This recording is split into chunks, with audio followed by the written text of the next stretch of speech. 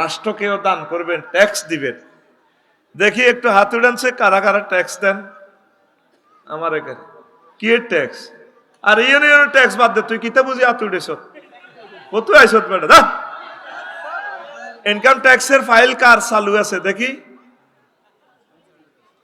একজন, দুইজন, তিনজন, চারজন, মাশাআল্লাহ।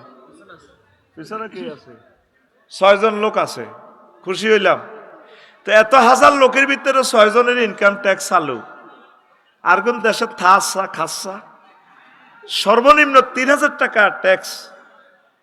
এটার বরকতে এই দেশটা ইসলামী স্টেট হবে। এই দেশের হিন্দু, বৌদ্ধ, খ্রিস্টান, মুসলমান সুখে থাকবে।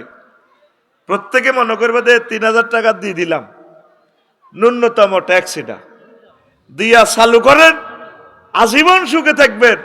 ছেলে মেয়ে বংশ পরম্পরা শত শত বছরে দেশে সুখে বসবাস করবে ইনশাল্লাহ। পড়ি আমিন। রাষ্ট্রকে দেন। যারা চুরি করছে খাই যেতে পারে না, করছে নি, কিয়ামত পর্যন্ত ওদের নাম আর থাকতো না।